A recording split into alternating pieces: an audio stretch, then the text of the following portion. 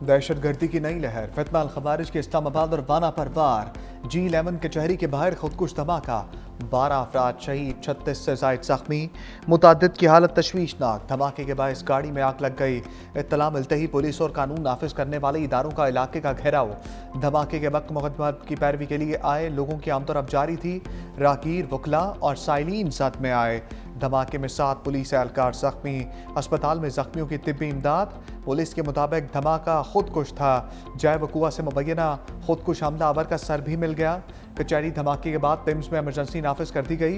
कानून नाफिज करने वाले इदारों ने जय वकुआ को सील कर दिया। जराए कहते हैं कचहरी के बाहर धमाके में भारतीय स्पॉन्सर्ड और अफगान तालिबान की प्रॉक्सी फितना अल खवारिज मुलव्वस है।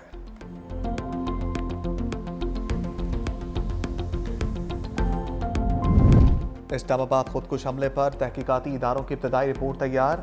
रिपोर्ट के मुताबिक खुदकुश हमलावर बाजौड़ में रिहाइश पजीर था। खुदकुश हमलावर जुम्मा के रोज़ इस्लामाबाद पहुंचा। पीर बधाई से मोटरसाइकिल पर G11 कचहरी आया। हमलावर की मोटरसाइकिल का नंबर भी ट्रेस। खुदकुश हमलावर ने चादर ओढ़ रखी थी। वज़ीर दाखिला मोहसिन नकवी कहते हैं मोटरसाइकिल सवार खुदकुश हमलावर ने कचहरी में जाने की कोशिश की। मौका ना मिलने पर पुलिस की गाड़ी के करीब खुद को उड़ा दिया।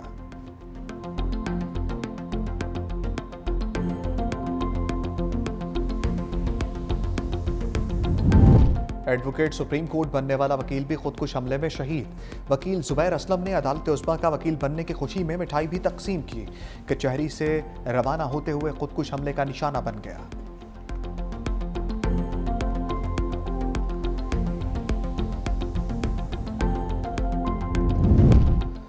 जनूबी वज़ीरिस्तान के कैडेट कॉलेज वाना पर खवारिज का बुज़दिलाना हमला, भारतीय प्रॉक्सीज फितना अल खवारिज और फितना अल हिंदुस्तान के दहशतगर्द शामिल। अमारत के अंदर मौजूद 3 खवारिज के खिलाफ फैसला कुन ऑपरेशन। सिक्योरिटी ज़राए के मुताबिक तमाम तलबा और असातिज़ा को बाहिफाजत रेस्क्यू कर लिया गया। अब ऑपरेशन जामे तरीके से अपनी अंजाम को पहुंचाया जाएगा। आखिरी खवारिज की हलाकत तक सिक्योरिटी ऑपरेशन जारी रहेगा। तमाम तलबा और असातिज़ा के हौसले बुलंद हैं। 10 नवंबर को अफगान खवारिज ने मरकजी गेट पर बारूद से भरी गाड़ी टकराई। खुदकुश हमले की CCTV फुटेज मंजर आम पर आ गई। वाज़े देखा जा सकता है कि कैसे कॉलेज के गेट पर खुदकुश धमाका किया गया। सिक्योरिटी ज़राए के मुताबिक धमाके से कॉलेज का मरकजी दरवाज़ा मुकम्मल तौर पर मुनहदिम हो गया, जबकि करीबी इमारतों को भी नुकसान पहुंचा।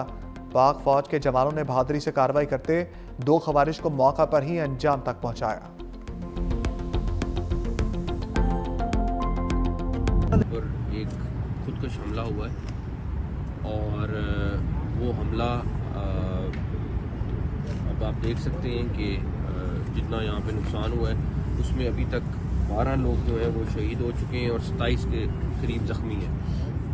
ज़ख्मियों का हम इलाज ऑलरेडी कर रहे हैं। हमारी टीम ऑलरेडी हॉस्पिटल में मौजूद है और जो बेस्ट फैसिलिटी दे सकते हैं दे रहे हैं।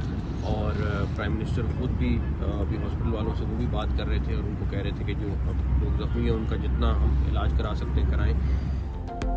वाना हमले में अफगानिस्तान मुलव्वस है। वफाकी वज़ीर दाखिला मोहसिन नकवी की अफगान रजीम को सख्त वार्निंग। जुडिशल कम्प्लेक्स का दौरा, कचहरी धमाके के मुकाम का जायजा, कहा मालूम है अफगानिस्तान क्या कर रहा है। सिक्योरिटी पर समझौता नहीं होगा।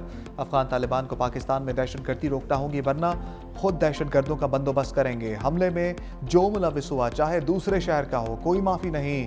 हमलावर कैडेट कॉलेज में लोगों को यरगमाल बनाना चाहते थे मगर कामयाब नहीं हुए। हमलावर अफगानिस्तान में अपने हैंडलर्स से राब्ते में थे।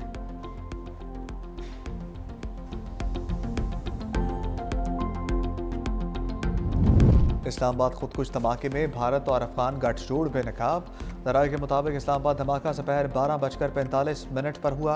अफगानिस्तान के सोशल मीडिया अकाउंट्स पर सुबह सवेरे से बाज़गश्त सुनाई दी जाने लगी। 6:45 पर अफगान तालिबान से मुंसलिक एक्स अकाउंट से कमिंग सून इस्लामाबाद जैसी पोस्ट की गई।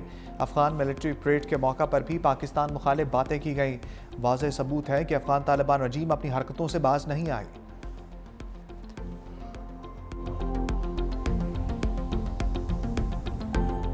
Afghanistan must understand the lasting peace can only be realized by reining in TTP and other terrorist groups operating from Afghan territory.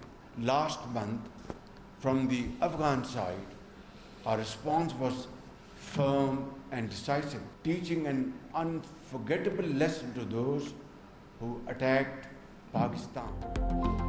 Afghanistan को समझना होगा टीटीपी की हमायत से अमन हासिल नहीं होगा। भारत खित्ते में प्रॉक्सीज के जरिए दहशतगर्दी से बाज रहे। वज़ीर आज़म शहबाज शरीफ की तनबीह, वाना कैडेट कॉलेज और इस्लामाबाद कचहरी धमाकों की मजम्मत। कहा दोनों हमले खित्ते में भारतीय रियासती दहशतगर्दी की बदतरीन मिसाल हैं। जिम्मेदारों को कैफरे किरदार तक पहुंचाकर दम लेंगे। भारतीय दहशतगर्द प्रॉक्सीज की पाकिस्तान के निहत्ते शहरियों पर दहशतगर्दाना हमले काबिल मजम्मत हैं। निहत्ते और मासूम पाकिस्तानियों का खून रायगा नहीं जाने देंगे। फितनाल हिंदुस्तान और फितनाल खवारिज के आखिरी दहशतगर्द की सरकूबी तक जंग जारी रखेंगे। वक्त आ गया दुनिया को भारत की मज़मूम साजिशों की मजम्मत करनी चाहिए।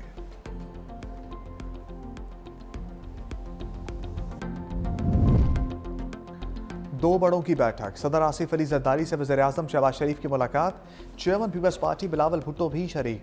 मुलाकात में मुल्क की मौजूदा सिक्योरिटी सूरत-ए-हाल पर तबादला ख्याल, कौमी असम्बली में 27वीं तरमीम से मुताल्लिक वोटिंग पर गुफ्तगू, सदर मुमलिकत और वज़ीर आज़म की दहशतगर्दी के हालिया वाक़यात की शदीद मज़म्मत।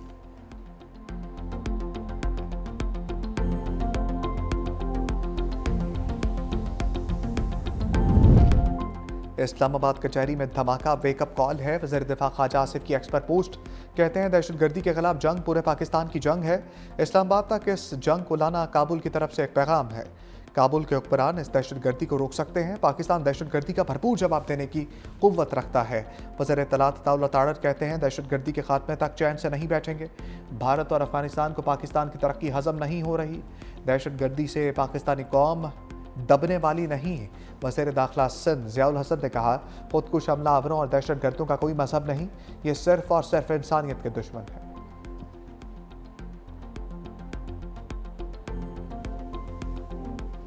इस्लामाबाद में एक जगह पर ब्लास्ट हुआ है। ये एक दिलाना हरकत है, इसकी हम शदीद अल्फाज में मजम्मत करते हैं।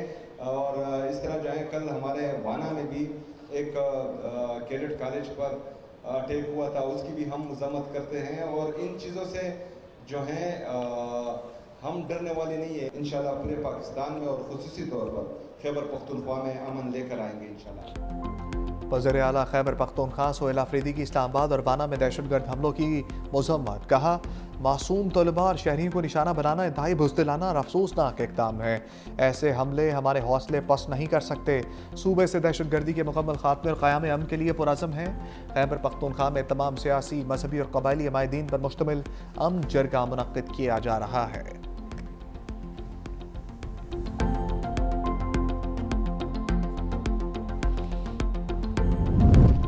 खैबर पख्तूनख्वा में अमन अमान का मिशन, सूबे का सबसे बड़ा जरगा आज केपी असम्बली में होगा। अमन जरगा 10:30 बजे शुरू होगा। तमाम इंतजाम मुकम्मल कर लिए गए। गवर्नर खैबर पख्तूनख्वा फैसल करीम कुंडी और वज़ीर आला सोहेल अफरीदी शिरकत करेंगे। शिरकत के लिए सूबाई हुकूमत की जानिब से तमाम सियासी पार्टियों को दावत। जमीयत उलमा इस्लाम, अवामी नेशनल पार्टी, जमात इस्लामी, मुस्लिम लीग नून, पीपल्स पार्टी की सूबाई क़यादत शिरकत करेगी। सूबे में अमन व अमान के हवाले से गौर व खौज किया जाएगा।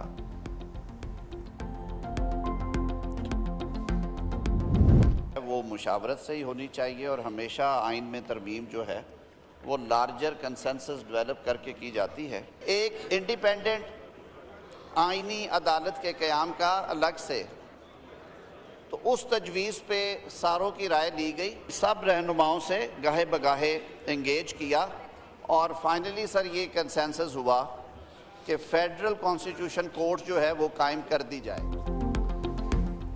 27वीं तरमीम कौमी असम्बली में भी पेश, मंजूरी आज ली जाएगी। इजलास दिन 11 बजे होगा। कौमी असम्बली सेक्रेटेरिएट ने 11 नुकाती एजेंडा जारी कर दिया। तरमीम की मंजूरी के लिए 224 वोट दरकार। हुक्मरान इत्तेहाद के पास 237 की अक्सरियत मौजूद। आज़म नज़ीर ताड़र ने असम्बली में इज़हार ख्याल करते हुए कहा आइनी तरमीम इत्तफाक़ राय से की जाती है। मीसाक़ जमहूरियत में आइनी अदालत के क़याम का बुनियादी नुक्ता शामिल था। मुश्तरका कमेटी में अपोजिशन को बैठना चाहिए था। दुनिया भर में आइनी मामलात की समाअत आइनी बेंच करता है। दुनिया के दीगर ममालिक में जजेस की तकर्री जुडिशल कमीशन के जरिए की जाती है। आज़म नज़ीर ताड़र की तकरीर के दौरान अपोजिशन का शोर शराबा, हुकूमत के खिलाफ नारेबाजी। अपने आप को इम्यूनिटी देने जा रहे हैं। हम कानून से बालातर है कि हमारा एहतसाब नहीं होगा। दुनिया के किस सदर के पास इम्यूनिटी होती है? कानून के सामने जवाबदेह होना ही जमहूरियत है। दुनिया की तारीख में पहली मर्तबा एक न्यूक्लियर स्टेट के सरबरा बाखू में बैठ के अप्रूवल करा रहा है इस तरमीम को हम बाकू तरमीम कहते हैं। इस बाकू तरमीम को हम नहीं मानते। बैरिस्टर गौहर की 27वीं आईनी तरमीम पर गरज बरस, हुकूमती बेंचेस पर लफ्जी गोले दाग दिए। सवाल किया कि दुनिया के किस मुल्क में सदर के पास इस्तिस्ना है?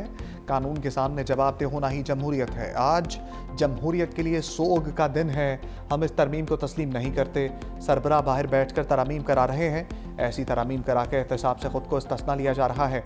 इस तरमीम को हम बाकू तरमीम कहते हैं। इस्तिस्ना लेने वाले किस मुंह से अवाम के पास जाएंगे?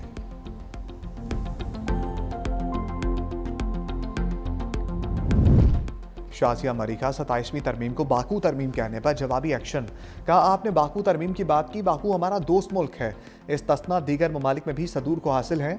आपने चाइना के साथ ताल्लुकात ख़राब किए, वफूद के साथ दूसरे ममालिक जाते हैं लेकिन कमेटीज़ में नहीं आते।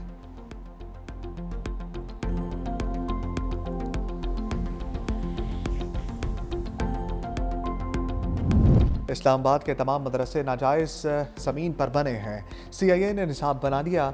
वज़ीर दिफ़ा ख्वाजा आसिफ का इंकशाफ। कौमी असम्बली में बोले, मुल्क का तालीमी निसाब अफ़गान जहाद लड़ने के लिए तब्दील किया गया। हम आलमी ताकतों के मफादात के तहफ़्फ़ुज़ के लिए अपने निसाब को बदल देते हैं। इस निसाब की वजह से मुतशद्दिद ज़हनियत ने जन्म लिया।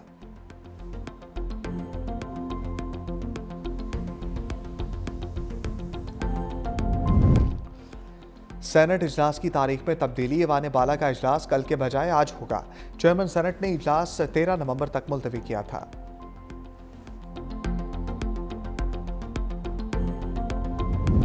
सलमान अकरम राजा ने पार्लियामान और हुकूमत को मसनूई करार दे दिया। कहा, हारे हुए लोगों को हुकूमत देकर जाली 2/3 अक्सरियत दी गई। ये वफाकी आईनी अदालत इसी मसनूई निज़ाम के नतीजे में बनेगी। आइन से खिलवाड़ करने वालों और करप्शन करने वालों को कानून से मुबर्रा कर दिया गया। असद कैसर कहते हैं, अब तो सिर्फ अल्लाह की अदालत रह गई है। 18वीं तरमीम तमाम सियासी जमातों के इत्तफाक से हुई। एमल वली ने भी 27वीं तरमीम का साथ दिया। अफगानिस्तान के साथ मामला ठीक नहीं। उम्मीद है अमन जरगे में तमाम सियासी जमातें शरीक होंगी। राजा नासिर अब्बास ने कहा, ये समझते हैं कि आईनी तरमीम उनको अवाम के गैज़ो गज़ब से बचा लेगी। ये पाकिस्तान की सालमियत, इज्जत और वक़ार पर हमला है।